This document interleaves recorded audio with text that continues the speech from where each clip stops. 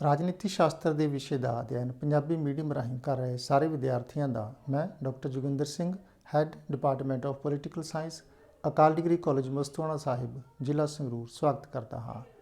Dear students, ਸਾਡੇ ਅੱਜ ਦੇ ਇਸ ਲੈਕਚਰ ਦਾ ਵਿਸ਼ਾ ਰਹੇਗਾ ਪ੍ਰਭੂ ਸੱਤਾ ਸੋਵਰਨਟੀ ਸ਼ਬਦ ਦੀ ਅਲੱਗ-ਅਲੱਗ ਤਰੀਕਿਆਂ ਦੇ ਨਾਲ ਕਿਵੇਂ ਪੋਲੀਟੀਕਲ ਥਿਊਰੀ ਦੇ ਵਿੱਚ ਵਰਤੋਂ ਕੀਤੀ ਜਾਂਦੀ ਹੈ। ਸਭ ਤੋਂ ਪਹਿਲਾਂ ਅਸੀਂ ਡਿਸਕਸ ਕਰਦੇ ਹਾਂ ਨਾਮ ਮਾਤਰ ਪ੍ਰਭੂ ਸੱਤਾ। ਨਾਮ ਮਾਤਰ ਪ੍ਰਭੂ ਸੱਤਾ ਮੀਨਸ ਓਨਲੀ ਫਾਰ ਦੀ ਸੇਕ ਆਫ ਨੇਮ, ਭਾਵ ਕਿਸੇ ਦਾ ਨਾਮ ਤਾਂ ਵਰਤਿਆ ਜਾਂਦਾ ਹੈ ਕਿ ਹਾਂ ਦਿਸ ਬੋਡੀ ਔਰ ਦਿਸ ਪਰਸਨ ਇਜ਼ ਸੁਪਰੀਮ, ਪਰ ਉਹ ਬੋਡੀ ਜਾਂ ਉਹ ਪਰਸਨ ਸੁਪਰੀਮ ਨਹੀਂ ਹੁੰਦਾ। ਜਿਵੇਂ ਕੋਈ ਸਮਾਂ ਸੀ ਜਦੋਂ ਰਾਜੇ ਮਹਾਰਾਜੇ ਨੇ ਜਿਹੜੇ ਪ੍ਰਭੂ ਸੱਤਾਧਾਰੀ ਰਹੇ ਨੇ, ਪਰੰਤੂ ਜਿਹੜੇ ਅੱਜ ਦੇ ਰਾਜੇ ਨੇ ਬਹੁਤੇ ਰਾਜਾਂ ਦੇ ਵਿੱਚ, ਜਿਵੇਂ ਇੰਗਲੈਂਡ ਦੀ ਅਸੀਂ ਉਦਾਹਰਨ ਲਈਏ, ਉਹ ਪ੍ਰਭੂ ਸੱਤਾਧਾਰੀ ਨਹੀਂ ਹੈਗੇ। ਉਹ ਸਿਰਫ ਸ਼ਾਸਨ ਪ੍ਰਬੰਧ ਦਾ, ਸਰਕਾਰ ਦਾ ਸਿਰਫ ਇੱਕ ਹਿੱਸਾ ਨੇ। ਰਾਜ ਪ੍ਰਬੰਧ ਸਾਰਾ ਰਾਜੇ ਦੇ ਨਾਮ ਤੇ ਚੱਲਦਾ ਹੈ, ਪਰੰਤੂ ਅਸਲ ਦੇ ਵਿੱਚ ਸ਼ਕਤੀਆਂ ਦੀ ਵਰਤੋਂ ਪਾਰਲੀਮੈਂਟ ਕਰਦੀ ਹੈ ਜਾਂ ਕੁਝ ਸ਼ਕਤੀਆਂ, ਬਹੁਤੀਆਂ ਸ਼ਕਤੀਆਂ ਦੀ ਵਰਤੋਂ ਮੰਤਰੀ ਪ੍ਰੀਸ਼ਦ ਕਰਦੀ ਹੈ, ਪਰ ਨਾਮ ਸਿਰਫ ਰਾਜੇ ਦਾ ਹੀ ਵਰਤਿਆ ਜਾਂਦਾ ਹੈ। ਇਸ ਤਰ੍ਹਾਂ ਦੀ ਪ੍ਰਭੂ ਸੱਤਾ ਸ਼ਬਦ ਦੀ ਜਿਹੜੀ ਵਰਤੋਂ ਆ ਉਸ ਨੂੰ ਅਸੀਂ ਨਾਮ ਮਾਤਰ ਪ੍ਰਭੂ ਸੱਤਾ ਕਹਿੰਦੇ ਹਾਂ, ਟਿਟੂਲਰ ਸੋਵਰਨਟੀ ਕਹਿੰਦੇ ਹਾਂ। ਜਿਹੜੀ ਇਸ ਤਰ੍ਹਾਂ ਦੀ ਸ਼ਬਦ ਦੀ ਵਰਤੋਂ ਹੈ ਇਹ ਸਾਨੂੰ ਸਰਕਾਰ ਅਤੇ ਰਾਜ ਦੇ ਵਿੱਚ ਇਕਸਾਰਤਾ ਹੋਣ ਦਾ ਭੁਲੇਖਾ ਪਾਉਂਦੀ ਹੈ, ਜਦ ਕਿ ਰਾਜ ਡਿਫਰੈਂਟ ਕਿਸਮ ਦੀ ਸੰਸਥਾ ਹੈ, ਸਰਕਾਰ ਡਿਫਰੈਂਟ ਕਿਸਮ ਦੀ ਸੰਸਥਾ ਹੈ। ਅੱਜ ਰਾਜੇ ਨੂੰ ਅਸੀਂ ਸਿਰਫ ਸਰਕਾਰ ਦੇ ਭਾਗ ਦੇ ਤੌਰ ਤੇ ਦੇਖਦੇ ਹਾਂ। ਅੱਜ ਦਾ ਰਾਜਾ ਹੈ ਜਿਹੜਾ ਉਹ ਰਾਜ ਨਹੀਂ ਹੈ, ਸਟੇਟ ਨਹੀਂ ਹੈ। ਦੂਸਰੇ ਨੰਬਰ ਤੇ ਹੈ ਕਾਨੂੰਨੀ ਪ੍ਰਭੂ ਸੱਤਾ। ਕਾਨੂੰਨੀ ਪ੍ਰਭੂ ਸੱਤਾ ਤੋਂ ਭਾਵ ਹੈ ਉਹ ਸੱਤਾ, ਉਹ ਅਥਾਰਟੀ ਜਿਹੜੀ ਕਾਨੂੰਨ ਨਿਰਮਾਣ ਕਰਨ ਦੇ ਲਈ ਅੰਤਿਮ ਤਾਕਤ ਹੋਵੇ, ਜਿਹੜੀ ਕੋਈ ਵੀ ਫਾਈਨਲ ਲਾਅ ਕਿਸੇ ਸਟੇਟ ਦੇ ਵਿੱਚ ਬਣਾ ਸਕਦੀ ਹੋਵੇ। ਜਿਵੇਂ ਇੰਗਲੈਂਡ ਦੇ ਵਿੱਚ ਕਿਹਾ ਜਾਂਦਾ ਕਿ ਕਿੰਗ ਇਨ ਪਾਰਲੀਮੈਂਟ, ਰਾਜਾ ਅਤੇ ਸੰਸਦ ਹੈ ਜਿਹੜਾ ਉਹ ਕਾਨੂੰਨ ਬਣਾਉਣ ਦੇ ਲਈ ਸੁਪਰੀਮ ਹੈ। ਉਹ ਕਿਸੇ ਵੀ ਤਰ੍ਹਾਂ ਦੇ ਕਾਨੂੰਨ ਦਾ ਨਿਰਮਾਣ ਕਰ ਸਕਦਾ ਹੈ। ਉਸ ਦੇ ਬਣਾਏ ਹੋਏ ਕਾਨੂੰਨ ਨੂੰ ਕਿਸੇ ਕੋਰਟ ਦੇ ਵਿੱਚ ਚੈਲੰਜ ਨਹੀਂ ਕੀਤਾ ਜਾ ਸਕਦਾ ਅਤੇ ਉਸ ਦੀ ਕਾਨੂੰਨ ਬਣਾਉਣ ਦੀ ਸ਼ਕਤੀ 'ਤੇ ਕੋਈ ਕਿਸੇ ਕਿਸਮ ਦੀ ਰੋਕ ਨਹੀਂ ਹੈ। ਜਿਹੜੀ ਇਸ ਤਰ੍ਹਾਂ ਦੀ ਕੋਈ ਸੰਸਥਾ ਹੁੰਦੀ ਹੈ, ਇਸ ਤਰ੍ਹਾਂ ਦਾ ਜਿਹੜਾ ਗੁਣ ਹੁੰਦਾ ਹੈ ਕਿਸੇ ਸੰਸਥਾ ਦਾ, ਉਹਨੂੰ ਅਸੀਂ ਕਹਿੰਦੇ ਹਾਂ ਲੀਗਲ ਸੋਵਰਨਟੀ। ਇਸ ਤੋਂ ਬਾਅਦ ਆਉਂਦੀ ਹੈ ਰਾਜਨੀਤਿਕ ਪ੍ਰਭੂ ਸੱਤਾ। ਰਾਜਨੀਤਿਕ ਪ੍ਰਭੂ ਸੱਤਾ ਹੁੰਦੀ ਹੈ ਕਿ ਕਿਸੇ ਵੀ ਸਮਾਜ ਦੇ ਵਿੱਚ ਕੁਛ ਐਲੀਮੈਂਟਸ ਕੰਮ ਕਰ ਰਹੇ ਹੁੰਦੇ ਨੇ ਜਿਹੜੇ ਸਰਕਾਰ 'ਤੇ ਪ੍ਰੈਸ਼ਰ ਪਾਉਂਦੇ ਨੇ, ਸਰਕਾਰ 'ਤੇ ਪ੍ਰਭਾਵ ਪਾਉਂਦੇ ਨੇ। ਸਰਕਾਰ ਦੇ ਕਿਸੇ ਅੰਗ ਕੋਲ, ਜਿਵੇਂ ਅਸੀਂ ਇੰਗਲੈਂਡ ਦੀ ਗੱਲ ਕਰਕੇ ਹਟਿਆ, ਕਈ ਵਾਰੀ ਪਾਵਰ ਹੁੰਦੀ ਹੈ ਕਾਨੂੰਨੀ ਤੌਰ 'ਤੇ ਕਿ ਉਹ ਕਿਸੇ ਵੀ ਕਾਨੂੰਨ ਦਾ ਨਿਰਮਾਣ ਕਰ ਸਕਦੇ ਨੇ, ਪਰੰਤੂ ਪ੍ਰੈਕਟੀਕਲੀ ਉਹ ਕਿਸੇ ਵੀ ਕਾਨੂੰਨ ਦਾ ਨਿਰਮਾਣ ਨਹੀਂ ਕਰ ਸਕਦੇ। ਉਹਨਾਂ 'ਤੇ ਬਹੁਤ ਤਰ੍ਹਾਂ ਦੇ ਪ੍ਰੈਸ਼ਰ ਹੁੰਦੇ ਨੇ ਸੋਸਾਇਟੀ ਦੇ।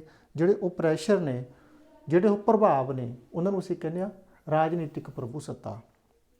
ਅੱਜ ਦੇ ਲੋਕਤੰਤਰੀ ਯੁੱਗ ਦੇ ਵਿੱਚ ਇਹਨੂੰ ਜਨ ਸ਼ਕਤੀ ਵੀ ਕਿਹਾ ਜਾਂਦਾ ਹੈ।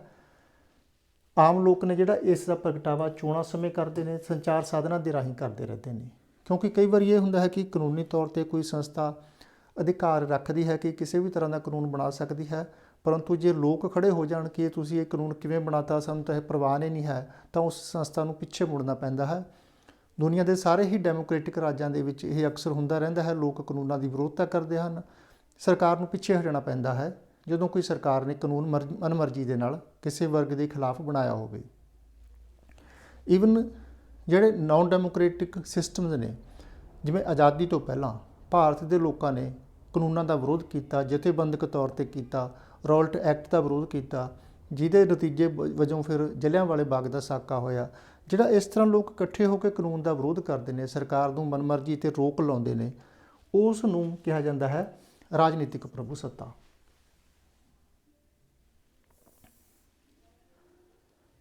ਕਾਨੂੰਨੀ ਪ੍ਰਭੂ ਸੱਤਾ ਅਤੇ ਰਾਜਨੀਤਿਕ ਪ੍ਰਭੂ ਸੱਤਾ ਨੇ ਜਿਹੜੀਆਂ, ਇਹ ਇੱਕੋ ਹੀ ਵੀ ਹੋ ਸਕਦੀਆਂ ਨੇ, ਇਹ ਡਿਫਰੈਂਟ ਵੀ ਹੋ ਸਕਦੀਆਂ ਨੇ। ਜਿੱਥੇ ਡਾਇਰੈਕਟ ਡੈਮੋਕ੍ਰੇਸੀ ਹੋਵੇ, ਪ੍ਰਤੱਖ ਲੋਕਤੰਤਰ ਹੋਵੇ, ਭਾਵ ਲੋਕ ਆਪ ਇਕੱਠੇ ਹੋ ਕੇ ਕਾਨੂੰਨ ਬਣਾਉਂਦੇ ਹੋਣ, ਉੱਥੇ ਰਾਜਨੀਤਿਕ ਪ੍ਰੈਸ਼ਰ ਅਤੇ ਕਾਨੂੰਨ ਘਾੜਿਆਂ ਦੇ ਵਿੱਚ ਕੋਈ ਡਿਫਰੈਂਸ ਨਹੀਂ ਹੁੰਦਾ। ਉਹੀ ਬੋਡੀ ਰਾਜਨੀਤਿਕ ਪ੍ਰੈਸ਼ਰ ਕ੍ਰੀਏਟ ਕਰ ਰਹੀ ਹੈ, ਉਹੀ ਬੋਡੀ ਹੈ ਜਿਹੜੀ ਕਾਨੂੰਨ ਬਣਾ ਰਹੀ ਹੈ। ਜਦੋਂ ਸਾਰੇ ਲੋਕ ਇੱਕ ਥਾਂ 'ਤੇ ਇਕੱਠੇ ਹੋ ਕੇ ਕਾਨੂੰਨ ਬਣਾਉਂਦੇ ਨੇ ਤਾਂ ਫਿਰ ਰਾਜਨੀਤਿਕ ਪ੍ਰਭੂ ਸੱਤਾ ਅਤੇ ਕਾਨੂੰਨੀ ਪ੍ਰਭੂ ਸੱਤਾ ਨੇ ਜਿਹੜੀ ਇਹਨਾਂ ਦੇ ਵਿੱਚ ਕੋਈ ਫਰਕ ਨਹੀਂ ਰਹਿੰਦਾ। ਪਰ ਜਿੱਥੇ ਇਨਡਾਇਰੈਕਟ ਡੈਮੋਕ੍ਰੇਸੀ ਹੈ, ਅੱਜ ਦੀ ਦੁਨੀਆ ਦੇ ਲਗਭਗ ਸਾਰੇ ਰਾਜਾਂ ਦੇ ਵਿੱਚ ਇਨਡਾਇਰੈਕਟ ਡੈਮੋਕ੍ਰੇਸੀ ਹੈ, ਜਿਹਨੂੰ ਅਸੀਂ ਪ੍ਰਤੀਨਿਧੀ ਲੋਕਤੰਤਰ ਕਹਿੰਦੇ ਹਾਂ। ਅਪ੍ਰਤੱਖ ਲੋਕਤੰਤਰ ਵੀ ਕਹਿੰਦੇ ਆ। ਇਹਦੇ ਵਿੱਚ ਲੋਕ ਇੱਕ ਵਾਰੀ ਕਾਨੂੰਨ ਬਣਾਉਣ ਵਾਲਿਆਂ ਦੀ ਬਾਡੀ ਨੂੰ ਚੁਣ ਕੇ ਭੇਜ ਦਿੰਦੇ ਨੇ, ਲੋਕ ਆਪ ਪਿੱਛੇ ਹੁੰਦੇ ਨੇ, ਆਪ ਉਹ ਲੈਜਿਸਲੇਚਰ ਦੇ ਵਿੱਚ ਨਹੀਂ ਜਾਂਦੇ। ਫਿਰ ਜਦੋਂ ਉਹ ਕਾਨੂੰਨ ਬਣਾਉਣ ਵਾਲੀ ਬਾਡੀ ਕਾਨੂੰਨ ਬਣਾਉਂਦੀ ਹੈ ਤਾਂ ਕਈ ਵਾਰੀ ਲੋਕਾਂ ਨੂੰ ਪਸੰਦ ਨਹੀਂ ਹੁੰਦਾ, ਲੋਕ ਉਸ ਦੀ ਵਿਰੋਧਤਾ ਕਰਦੇ ਨੇ। ਇਸ ਤਰ੍ਹਾਂ ਜਿਹੜਾ ਇਨਡਾਇਰੈਕਟ ਡੈਮੋਕ੍ਰੇਸੀ ਹੈ ਉਹਦੇ ਵਿੱਚ ਕਾਨੂੰਨੀ ਪ੍ਰਭੂਸੱਤਾ ਅਤੇ ਰਾਜਨੀਤਿਕ ਪ੍ਰਭੂਸੱਤਾ ਅਲੱਗ-ਅਲੱਗ ਹੋ ਸਕਦੀਆਂ ਨੇ, ਪਰੰਤੂ ਜਿਹੜੀ ਡਾਇਰੈਕਟ ਡੈਮੋਕ੍ਰੇਸੀ ਹੈ ਉਹਦੇ ਵਿੱਚ ਇਹ ਦੋਵੇਂ ਜਿਹੜੀਆਂ ਪ੍ਰਭੂਸੱਤਾਵਾਂ ਨੇ ਉਹ ਇੱਕ ਹੀ ਸੰਸਥਾ ਦੇ ਵਿੱਚ ਹੁੰਦੀਆਂ ਨੇ। ਇਸ ਤੋਂ ਬਾਅਦ ਹੈ ਜਨਤਕ ਪ੍ਰਭੂਸੱਤਾ। ਜਨਤਕ ਪ੍ਰਭੂਸੱਤਾ ਦਾ ਸਿਧਾਂਤ ਸਾਨੂੰ ਜੀਨ ਜੈਕਸ ਰੂਸੋ ਨੇ ਦਿੱਤਾ ਹੈ। ਇਸ ਦਾ ਅਰਥ ਲਿਆ ਜਾਂਦਾ ਹੈ ਰਾਜਨੀਤਿਕ ਸੁਤੰਤਰਤਾ। ਇਹ ਤਾਂ ਭਾਵ ਹੈ ਕਿ ਸਰਕਾਰ ਆਪਣੀ ਜਿਹੜੀ ਸ਼ਾਸਨ ਕਰਨ ਦੀ ਸ਼ਕਤੀ ਹੈ ਉਹ ਸਰਕਾਰ ਦੀ ਆਪਣੀ ਨਹੀਂ ਹੈ, ਸਰਕਾਰ ਨੇ ਜਨਤਾ ਤੋਂ ਲਈ ਹੈ। ਇਸ ਲਈ ਜਿੰਨਾ ਚਿਰ ਜਨਤਾ ਚਾਹੇ, ਜਿਵੇਂ ਜਨਤਾ ਚਾਹੇ, ਸਰਕਾਰ ਉਸ ਤਰ੍ਹਾਂ ਸ਼ਾਸਨ ਕਰ ਸਕਦੀ ਹੈ। ਇਸ ਦੀ ਐਗਜ਼ਾਮਪਲ ਅਸੀਂ ਜੇ ਭਾਰਤ ਦਾ ਸੰਵਿਧਾਨ ਦਾ ਪਹਿਲਾ ਪੇਜ ਦੇਖਦੇ ਹਾਂ ਜਾਂ USA ਦੇ ਸੰਵਿਧਾਨ ਦਾ ਪਹਿਲਾ ਹੀ ਪੇਜ ਦੇਖਦੇ ਹਾਂ ਤਾਂ ਪਹਿਲੇ ਹੀ ਸ਼ਬਦ ਨੇ ਜਿਹੜੇ ਉਹਨਾਂ ਤੋਂ ਸਾਨੂੰ ਪੋਪੂਲਰ ਸੋਵਰਨਟੀ ਦਾ ਕਨਸੈਪਟ ਹੈ ਜਿਹੜਾ ਉਹ ਦਿਖਾਈ ਦਿੰਦਾ ਹੈ। ਦੋਹਾਂ ਦੇਸ਼ਾਂ ਦੇ ਸੰਵਿਧਾਨ ਸ਼ੁਰੂ ਹੁੰਦੇ ਨੇ। ਜਿਵੇਂ ਭਾਰਤ ਦਾ ਸੰਵਿਧਾਨ ਸ਼ੁਰੂ ਹੁੰਦਾ ਹੈ, ਅਸੀਂ ਭਾਰਤ ਦੇ ਲੋਕ ਭਾਰਤ ਨੂੰ ਇਸ ਤਰ੍ਹਾਂ ਦਾ ਰਾਜ ਬਣਾਉਣਾ ਚਾਹੁੰਦੇ ਹਾਂ। USA ਦਾ ਸੰਵਿਧਾਨ ਸ਼ੁਰੂ ਹੁੰਦਾ ਹੈ, ਅਸੀਂ ਅਮਰੀਕਾ ਦੇ ਲੋਕ ਅਮਰੀਕਾ ਨੂੰ ਇਸ ਤਰ੍ਹਾਂ ਦਾ ਦੇਸ਼ ਬਣਾਉਣਾ ਚਾਹੁੰਦੇ ਹਾਂ। ਇਸ ਤਰ੍ਹਾਂ ਜਿਹੜੇ ਇਹ ਸ਼ਬਦ ਨੇ ਇਹ ਸ਼ੋਅ ਕਰਦੇ ਨੇ ਕਿ ਸੁਪਰੀਮ ਪਾਵਰ ਦਾ ਜਿਹੜਾ ਸੋਰਸ ਹੈ ਉਹ ਪੋਲੀਟੀਸ਼ੀਅਨ ਦੀ ਜਾਂ ਕੋਈ ਅਸੈਂਬਲੀ ਜਾਂ ਕੋਈ ਸਭਾ ਨਹੀਂ ਹੈ, ਉਹ ਸਾਰੇ ਲੋਕ ਨੇ ਮਿਲਾ ਕੇ। ਅਤੇ ਜਿਹੜੀ ਜਨਤਕ ਪ੍ਰਭੂਸੱਤਾ ਇੱਕ ਵਿਅਕਤੀ ਜਾਂ ਇੱਕ ਸੰਸਥਾ ਦੇ ਸ਼ਾਸਨ ਦੇ ਵਿਰੁੱਧ ਇਹ ਲੋਕਾਂ ਦੀ ਸ਼ਕਤੀ ਹੈ। ਇਸ ਵਿੱਚ ਬਾਲਗ ਮਤ ਅਧਿਕਾਰ ਅਤੇ ਜਨਤਾ ਦੇ ਪ੍ਰਤੀਨਿਧਾਂ ਦੀ ਦੁਆਰਾ ਕਾਨੂੰਨ ਨਿਰਮਾਣ ਦੇ ਵਿੱਚ ਭਾਗੀਦਾਰੀ ਇਹ ਇਸ ਦੀਆਂ ਨਿਸ਼ਾਨੀਆਂ ਮੰਨੀਆਂ ਜਾਂਦੀਆਂ ਨੇ। ਅਤੇ ਜਿੱਥੇ ਕਿਤੇ ਦੋ ਸਦਨ ਹੋਣ, ਜਿਵੇਂ ਭਾਰਤ ਦੇ ਵਿੱਚ ਦੋ ਸਦਨ ਨੇ, ਇੱਕ ਲੋਕ ਸਭਾ ਜਿਹੜੀ ਲੋਕਾਂ ਨੂੰ ਰਿਪਰੈਜ਼ੈਂਟ ਕਰਦੀ ਹੈ, ਇੱਕ ਰਾਜ ਸਭਾ ਜਿਹੜੀ ਰਾਜਾਂ ਨੂੰ ਰਿਪਰੈਜ਼ੈਂਟ ਕਰਦੀ ਹੈ। UK ਦੇ ਵਿੱਚ ਵੀ ਦੋ ਸਦਨ ਨੇ, ਹਾਊਸ ਆਫ ਕਾਮਨਸ ਜਿਹੜਾ ਕਾਮਨ ਲੋਕਾਂ ਨੂੰ ਰਿਪਰੈਜ਼ੈਂਟ ਕਰਦਾ ਹੈ, ਹਾਊਸ ਆਫ ਲਾਰਡਸ ਜਿਹੜਾ ਵੱਡੇ ਜਗੀਰਦਾਰ ਕਿਸਮ ਦੇ ਲੋਕਾਂ ਨੂੰ ਰਿਪਰੈਜ਼ੈਂਟ ਕਰਦਾ ਹੈ। ਜਿੱਥੇ ਵੀ ਦੋ ਸਦਨ ਹੋਣ ਤਾਂ ਕਾਰਜਪਾਲਿਕਾ 'ਤੇ ਕੰਟਰੋਲ ਔਰ ਸਰਕਾਰੀ ਖਜ਼ਾਨੇ 'ਤੇ ਕੰਟਰੋਲ ਹੈ ਜਿਹੜਾ ਉਹ ਲੋਅਰ ਹਾਊਸ ਦਾ, ਭਾਵ ਉਸ ਹਾਊਸ ਦਾ ਹੋਣਾ ਚਾਹੀਦਾ ਹੈ ਜਿਸ ਹਾਊਸ ਨੂੰ ਲੋਕਾਂ ਨੇ ਚੁਣ ਕੇ ਭੇਜਿਆ ਹੈ। ਜਿਵੇਂ ਭਾਰਤ ਦੇ ਵਿੱਚ ਲੋਕ ਸਭਾ, ਇੰਗਲੈਂਡ ਦੇ ਵਿੱਚ ਹਾਊਸ ਆਫ ਕਾਮਨਸ। ਇਸ ਤਰ੍ਹਾਂ ਜਨਤਕ ਪ੍ਰਭੂਸੱਤਾ ਦਾ ਭਾਵ ਹੈ ਰਾਜਨੀਤਿਕ ਸੁਤੰਤਰਤਾ। ਰਾਜਨੀਤਿਕ ਸ਼ਕਤੀ ਦਾ ਸੋਮਾ ਲੋਕ ਹਨ ਅਤੇ ਸਰਕਾਰ ਦੀ ਕਾਰਜਸ਼ੀਲਤਾ 'ਤੇ ਔਰ ਸਰਕਾਰ ਦੇ ਜਿਹੜੇ ਰਿਸੋਰਸਿਸ ਨੇ, ਖਜ਼ਾਨਾ ਹੈ, ਉਹਦੇ 'ਤੇ ਲੋਕਾਂ ਦਾ ਜਾਂ ਲੋਕਾਂ ਦੇ ਚੁਣੇ ਹੋਏ ਪ੍ਰਤੀਨਿਧੀਆਂ ਦਾ ਨਿਯੰਤਰਣ ਹੋਣਾ ਚਾਹੀਦਾ ਹੈ।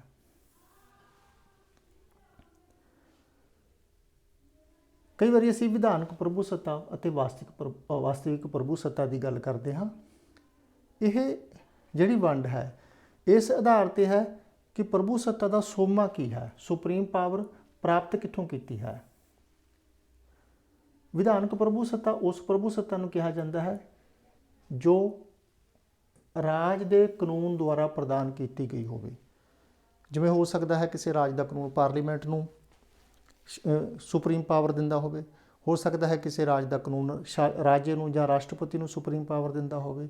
ਜੋ ਪਾਵਰ ਵਿਧਾਨ ਨੇ ਜਾਂ ਕਾਨੂੰਨ ਨੇ ਸੌਂਪੀ ਹੈ, ਸੰਵਿਧਾਨ ਨੇ ਸੌਂਪੀ ਹੈ, ਉਸ ਨੂੰ ਕਿਹਾ ਜਾਂਦਾ ਹੈ ਵਿਧਾਨਕ ਪ੍ਰਭੂਸੱਤਾ, ਡੀ ਜਿਊਰ ਸੋਵਰਨਟੀ। ਇੱਕ ਹੁੰਦੀ ਹੈ ਡੀ ਫੈਕਟੋ ਸੋਵਰਨਟੀ, ਵਾਸਤਵਿਕ ਪ੍ਰਭੂਸੱਤਾ। ਇਹ ਉਹ ਹੁੰਦੀ ਹੈ ਜਿਹੜੀ ਕਿਸੇ ਨੇ ਧੱਕੇ ਨਾਲ ਮੱਲੀ ਹੁੰਦੀ ਹੈ। ਜਿਵੇਂ ਕਿਸੇ ਰਾਜ ਦੇ ਵਿੱਚ ਹੋ ਸਕਦਾ ਸੰਵਿਧਾਨ ਜਾਂ ਕਾਨੂੰਨ ਹੈ ਜਿਹੜਾ ਪਾਰਲੀਮੈਂਟ ਨੂੰ ਜਾਂ ਪ੍ਰਧਾਨ ਮੰਤਰੀ ਨੂੰ ਸੁਪਰੀਮ ਪਾਵਰ ਦਿੰਦਾ ਹੋਵੇ, ਪਰ ਕਈ ਵਾਰੀ ਕੋਈ ਫੌਜ ਦਾ ਜਰਨੈਲ ਹੈ ਜਿਹੜਾ ਸਾਰੀ ਸਰਕਾਰੀ ਮਸ਼ੀਨਰੀ 'ਤੇ ਕਬਜ਼ਾ ਕਰਕੇ ਰਾਜ ਪਲਟਾ ਕਰ ਦਿੰਦਾ ਹੈ, ਤਾਂ ਫਿਰ ਜਿਹੜੀ ਵਿਧਾਨਕ ਪ੍ਰਭੂਸੱਤਾ ਹੈ ਉਹ ਪਾਰਲੀਮੈਂਟ ਦੇ ਵਿੱਚ ਰਹਿੰਦੀ ਹੈ। ਵਾਸਤਵਿਕ ਪ੍ਰਭੂਸੱਤਾ ਹੈ ਜਿਹੜੀ ਉਸ ਫੌਜੀ ਜਰਨੈਲ ਦੇ ਵਿੱਚ ਆ ਜਾਂਦੀ ਹੈ।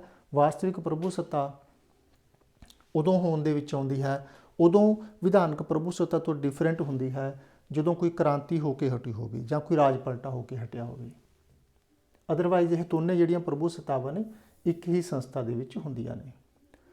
ਪ੍ਰਭੂਸੱਤਾ ਬਾਰੇ ਕਿਹਾ ਜਾਂਦਾ ਹੈ ਕਿ ਇਸ ਦੇ ਦੋ ਪੱਖ ਹਨ, ਅੰਦਰੂਨੀ ਪੱਖ ਅਤੇ ਬਾਹਰੀ ਪੱਖ। ਅੰਦਰੂਨੀ ਪ੍ਰਭੂਸੱਤਾ ਦਾ ਭਾਵ ਹੈ ਕਿ ਰਾਜ ਦੇ ਵਿੱਚ ਸਾਰੀਆਂ ਹੀ ਜਿਹੜੀਆਂ ਸੰਸਥਾਵਾਂ ਨੇ, ਸਮਾਜ, ਧਰਮ, ਸੰਪਰਦਾਇ, ਹਿੱਤ ਸਮੂਹ, ਪਰਿਵਾਰ, ਕਬੀਲਾ, ਕਿਸੇ ਵੀ ਤਰ੍ਹਾਂ ਦੀ ਕੋਈ ਸੰਸਥਾ ਹੋਵੇ ਉਹ ਰਾਜ ਦੇ ਅਧੀਨ ਹੈ, ਰਾਜ ਸਾਰਿਆਂ ਤੋਂ ਉੱਪਰ ਹੈ। ਕੋਈ ਵੀ ਸੰਸਥਾ, ਕੋਈ ਵੀ ਵਿਅਕਤੀ ਰਾਜ ਦੇ ਅੰਦਰ ਜਿੰਨੇ ਵੀ ਸੰਸਥਾਵਾਂ ਹਨ, ਜਿੰਨੇ ਵੀ ਸਮੂਹ ਹਨ, ਉਹਨਾਂ 'ਚੋਂ ਕੋਈ ਵੀ ਸੰਸਥਾ, ਕੋਈ ਵੀ ਸਮੂਹ ਰਾਜ ਤੋਂ ਉੱਪਰ ਨਹੀਂ ਹੈ। ਤੇ ਬਾਹਰੀ ਪੱਖ ਕਹਿੰਦਾ ਹੈ ਕਿ ਰਾਜ ਹੈ ਜਿਹੜਾ ਉਹ ਸਾਰਿਆਂ ਤੋਂ ਉੱਪਰ ਹੈ। ਜਿਹੜੇ ਦੂਸਰੇ ਰਾਜ ਨੇ, ਸੰਯੁਕਤ ਰਾਸ਼ਟਰ ਹੈ, ਰਾਸ਼ਟਰ ਮੰਡਲ, ਕੋਈ ਅੰਤਰਰਾਸ਼ਟਰੀ ਸੰਗਠਨ ਨੇ ਜਿਵੇਂ ਸਾਰਕ, WTO, WHO, ਇਹ ਸਾਰੇ ਕਿਸੇ ਰਾਜ ਤੋਂ ਉੱਪਰ ਨਹੀਂ ਹੈਗੇ।